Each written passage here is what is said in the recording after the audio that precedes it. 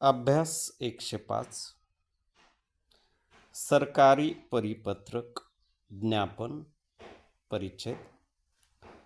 बऱ्याचशा प्रकरणांमध्ये तपासणी दाखल केलेल्या शेवटच्या मोजणीचे प्रमाणपत्र दिल्यानंतर केलेल्या कामाचा एकूण खर्च 20,000 रुपयांपेक्षा अधिक झाला.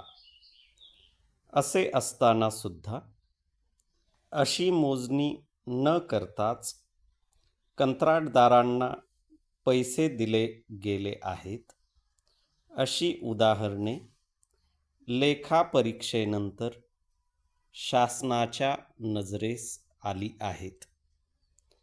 मुंबई सार्वजनिक बांधकाम विभाग नियम पुस्तिका खंड 2च्या परिशिष्ट 14 मधील कार्यकारी अभियंत्यांनी तपासणी दाखल करावयाच्या मोजणीबाबतचे नियम वेळोवेळी स्थानिक अधिकाऱ्यांच्या नजरेस आणून दिले आहेत. अशा अनियमित गोष्टी नेहमी घडू नयेत म्हणून सार्वजनिक बांधकाम विभागाच्या सरकारी परिपत्रक क्रमांक दिनांक 17 नोव्हेंबर 1959 मध्ये विशेष उपाययोजनाही विहित केली आहे. असे असताना सुद्धा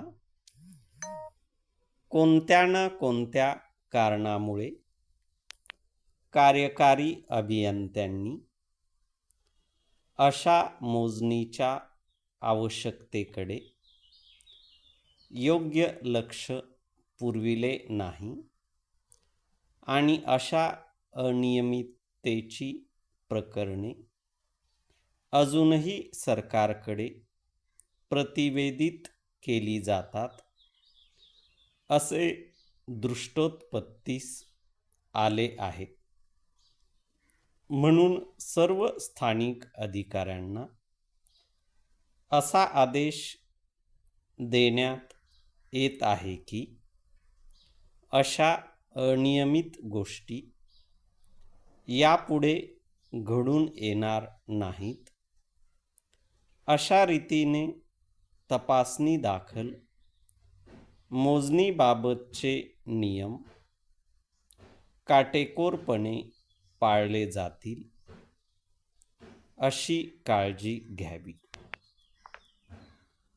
तसेच यापुढे या नियमांचे अनुपालन न केल्यास शासन त्याचा गंभीरपणे विचार करील, हे लक्षात ठेवावे. महाराष्ट्राचे राज्यपाल यांच्या आदेशानुसार व नावाने सहाय्यक सचिव महाराष्ट्र शासन इमारती व दळणवळण विभाग